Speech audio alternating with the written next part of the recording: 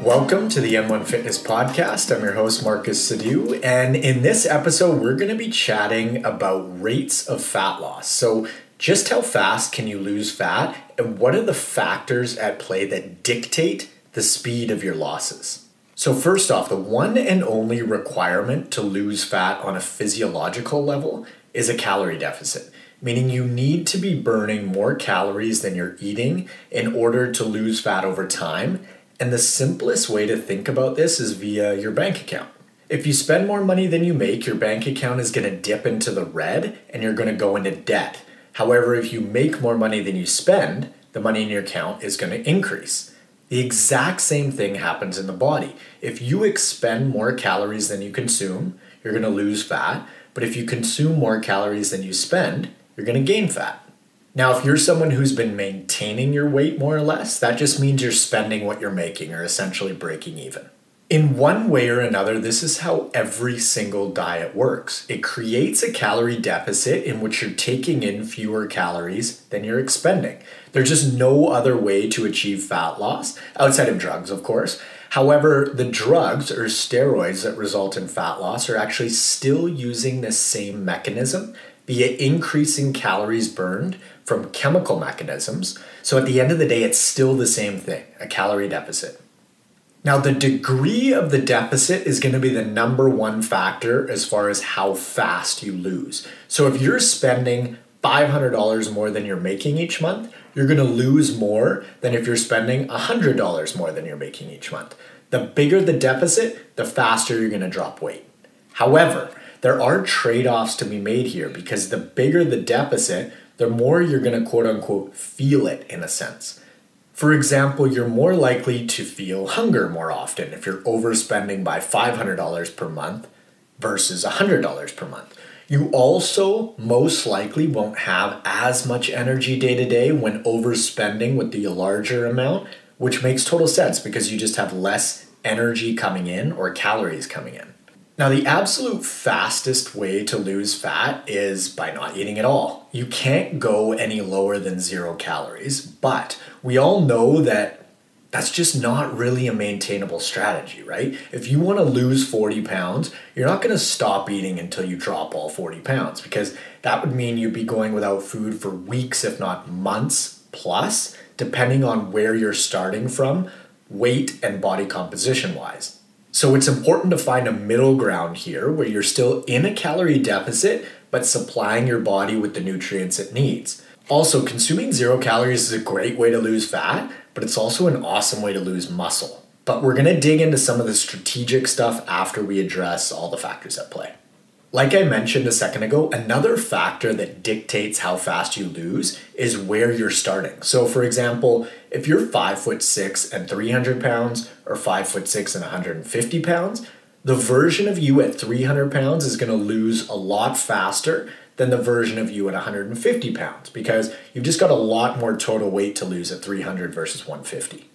So when it comes to relative losses, losing 2 pounds per week for the version of you at 150 is like losing 4 pounds per week for the version of you at 300 because you're literally double the size. I see smaller women specifically run into this issue quite often because they don't take relative losses into account. So for example, if you're a smaller person to begin with and or you're leaner when you begin, you're going to lose less total pounds because A, you've got less total weight to lose, and B, it's relative, meaning a 1 pound loss for you at 120 pounds, let's say, as a percentage is a lot more than a 1 pound loss for you at 180 pounds. Yes, it's still a 1 pound total loss in both scenarios, but 1 pound off of a 120 pound body is a larger total percentage of that individual's weight versus a 1 pound total loss off of a 180 pound body. So be sure to take this relative losses concept into account because if, for example, you're comparing weight loss with your husband, it's not apples to apples if your husband is starting at 250 and you're starting at 150. He's going to lose more total pounds quicker, most likely, because he's got more total weight to lose. Also, I'll mention that this isn't a male-female thing. it's a total body weight thing. So if a woman is starting at 250 and a man is starting at 150, assuming all other things are equal, the woman at 250 is going to lose much quicker on average. So again, it's not a male-female specific, it's a size specific. Now, something to mention on the psychology of fat loss front is it's never fast enough for us. The thing is, the fat loss process is as fast as it is, but let's put an arbitrary number to it just to illustrate this point. So let's say the fastest we could lose weight was at 50 kilometers an hour or 30 miles per hour for my American listeners. If right now you're losing at 50 kilometers an hour, you're going to want to lose at 75 kilometers an hour.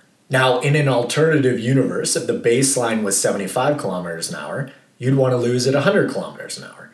So the point I'm getting at here is that it never seems to be fast enough, and you're not alone in that feeling because everybody wants it to be quicker than it is.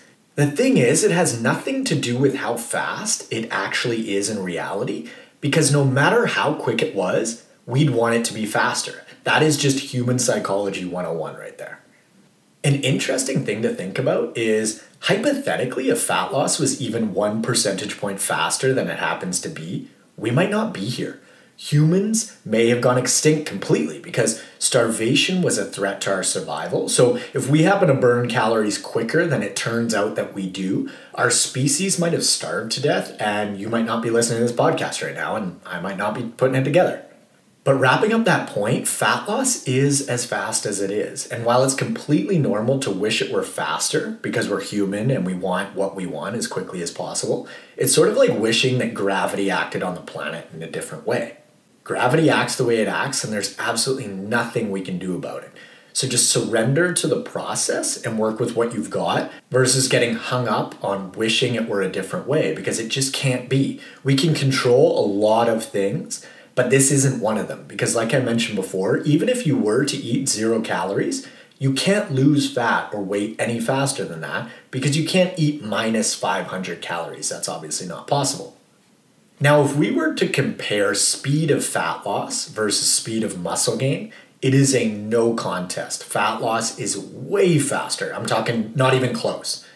I've had plenty of clients lose 15 to 20 plus pounds over the course of a 12-week period, which is quite fast, but there's no way in hell someone is gaining 15 to 20 pounds of muscle in 12 weeks without drugs. It is just not happening. If someone puts on 15 to 20 pounds of muscle on in a year, that's absolutely incredible progress. And I'd say 99 out of 100 times they're going to be absolute beginners that are training for the first time in their lives. Hence, the muscle gain process is much faster to begin with because they're essentially starting from ground zero. Even with drugs or steroids, adding 15 to 20 pounds of muscle in a year is pretty amazing, and that's with pharmacology. So quite literally injecting supraphysiological doses of anabolic steroids, that's still great progress. So comparatively speaking, fat loss is really fast when you look at it next to muscle gain. Not to mention, building muscle is a lot more actual work because it's not just the food that you need to dial in, you also need to put all the time in the gym because you ain't gaining shit if you're not lifting heavy weights.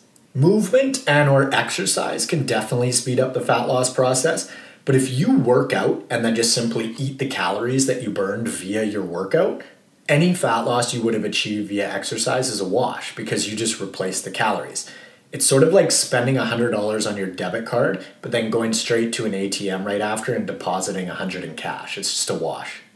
However, if you don't eat more food as a result of the exercise you do, it will speed up fat loss, but I don't actually recommend relying on exercise too much for weight loss for 2 reasons. One, it's just not all that effective. Diet changes are way more effective for fat loss than exercise will ever be. And then 2, what happens if you get injured?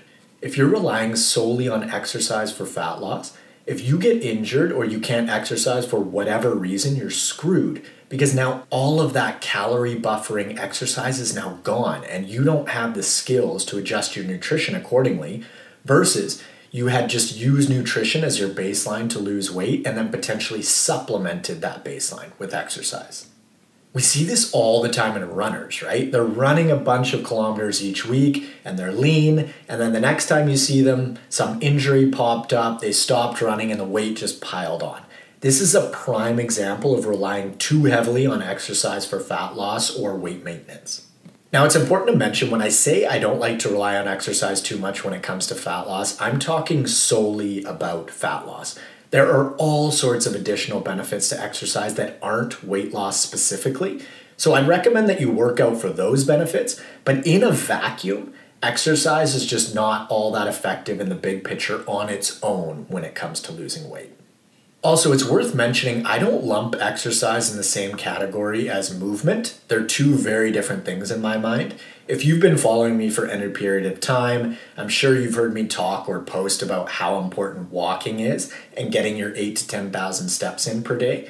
I separate steps from formal exercise because, in my opinion, walking is like the nutrition version of movement, meaning you have to eat. You don't have the option of not doing so, so you've got to walk. Your physiology expects it. Once you dial in your steps, if you want to work out on top of that, great, do it, get after it. But workouts do not replace walking. They are supplemental to getting your steps in. So when it comes to this exercise and movement idea, there are 4 general categories that people fall into. Sedentary with a sedentary lifestyle means minimal steps and no workouts. Sedentary with an active lifestyle means 8,000 to 10,000 steps daily and no workouts. Active with a sedentary lifestyle means minimal steps and 3 to 4 workouts per week roughly. And then active with an active lifestyle means 8,000 to 10,000 steps daily and 3 to 4 workouts per week. In an ideal world, we want to be active with an active lifestyle. Secondly would be sedentary with an active lifestyle. Third would be active with a sedentary lifestyle. And then lastly, we want to avoid being sedentary with a sedentary lifestyle. That is not how you want to be living.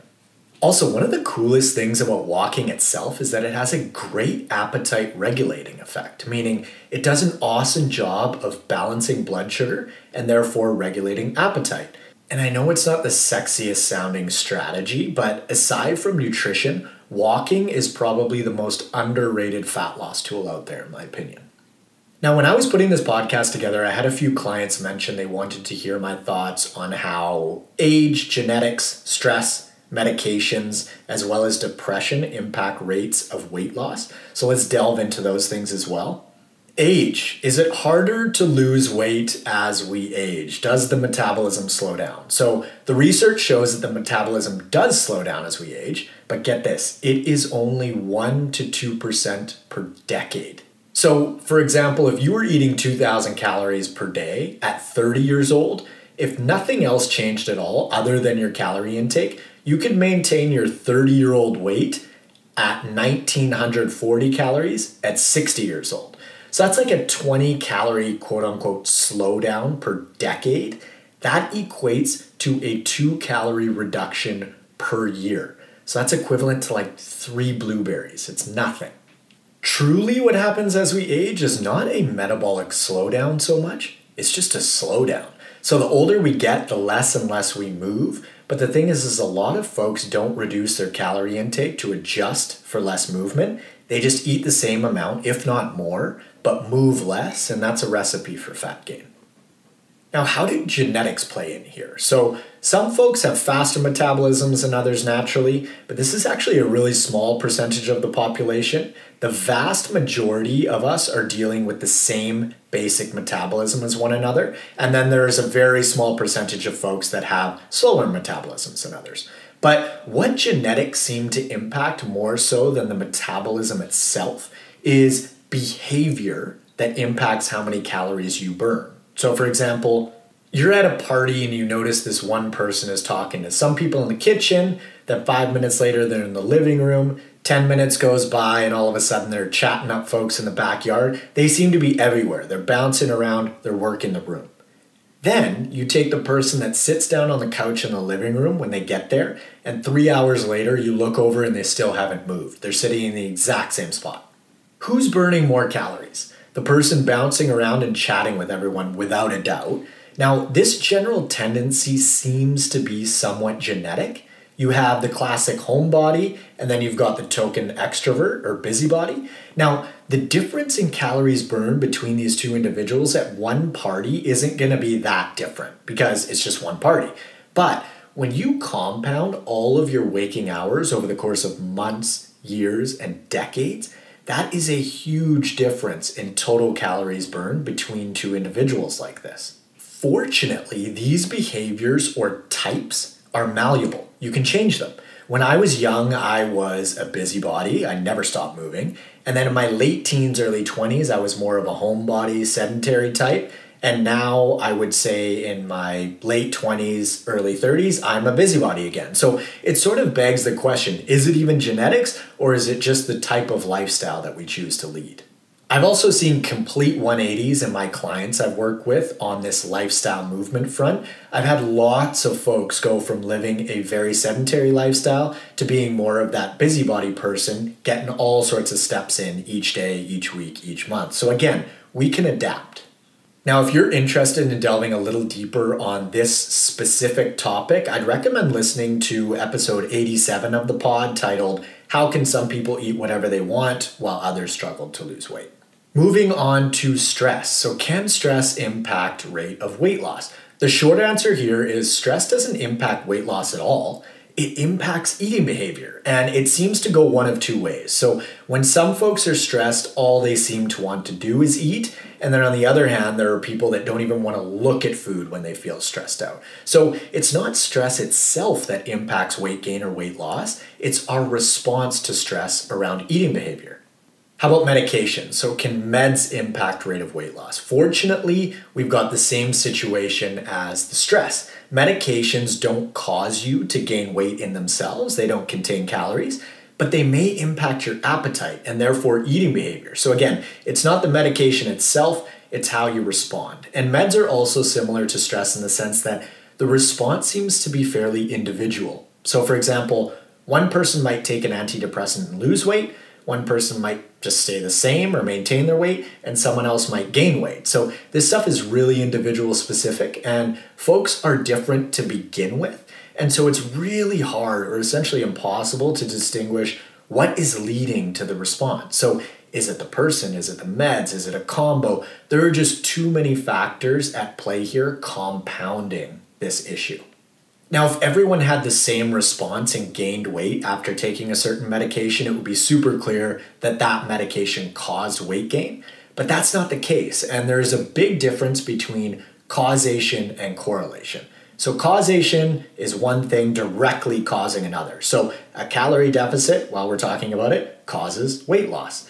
Correlation, on the other hand, is different. Someone might say, well, every time it rains, people are using umbrellas, so umbrellas must be causing it to rain. But of course, we know that's not true. This is an example of correlation. Having said that, some medications can impact fluctuations in water weight, but they do not themselves slow down fat loss. And you can only have so much water retention going on versus you can hold hundreds of pounds of fat on the body.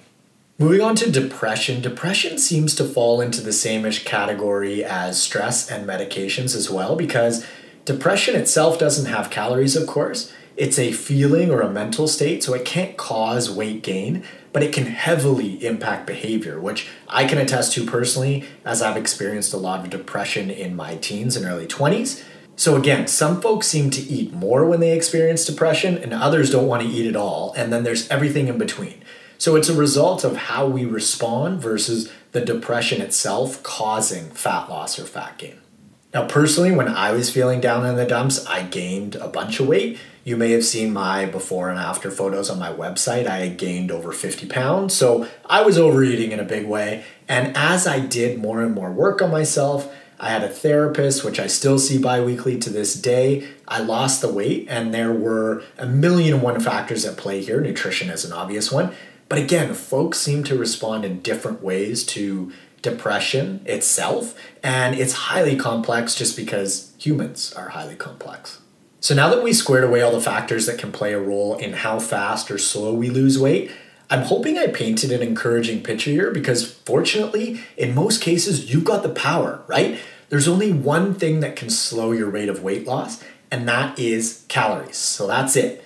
There is nothing else in the universe that can make someone gain fat, which simplifies the solution so much. Now, that's not to say that it's easy, okay? That is not what I'm saying. Weight loss is not easy, but the solution is straightforward. You need to modify the calories in, calories out equation in one way or another. Now, the most effective way to reduce calorie intake is by focusing on single and minimal ingredient whole foods you cook yourself. They're high in food volume, but lower in calories than junk foods. So they keep you feeling nice and full. So that makes life so much easier when you're feeling satisfied or not hungry while eating fewer total calories. Single and minimal ingredient whole foods are also more nutrient dense, meaning they're healthier, right? And they're going to make you feel better across the board. Sense of well-being is going to go up. On the movement front, getting those 8 to 10K steps in daily, and be sure to get 7 to 9 hours of sleep on a nightly basis as well, because the research is clear that lack of sleep typically results in fat gain. Now, does not sleeping enough itself cause fat gain? No. It actually results in an increase in calorie intake by an average of 250 calories per day or so, which equates to an extra 1,750 calories per week and 7,000 calories per month. So get that sleep in. Sometimes I hear folks say, I just want to be there already. I want to be at my goal. And trust me, you don't. You don't want to snap your fingers and be at your end goal, because you need to develop the skills necessary for maintaining your weight loss throughout the actual process of losing weight. 70% of lotto winners file for bankruptcy within 2 years. You can have all the money in the world, but if you don't know how to manage it, you are fucked. It's sort of like saying, I want to be a Fortune 500 CEO tomorrow. You snap your fingers and there you are heading up a massive company and you're hit with a barrage of questions like, hey boss, I need your approval on this potential merger as well as this acquisition. And also, what do you think about these asset allocation strategies? You're like, shit, I don't even know what an asset allocation strategy is. You're in over your head. You don't want overnight results because you can't maintain them. You develop the skills to maintain that progress, having the actual experience and going through it. Again, I hope this episode painted an empowering picture for you around fat loss and just how many factors are actually in your control. It's not easy. It's actually really fucking hard, but it's absolutely doable if you're committed to the outcome. Now, if you're interested in personalized one-on-one nutritional coaching and or workout design with me, you can head over to n1fitness.com/coaching or just click the link in the show notes below. Also, follow me up on Instagram at N1Fitness and friend me up on Facebook at Marcus Sadu. I hope you found this episode useful. Thanks so much for listening, and I will catch you on the next one. See ya.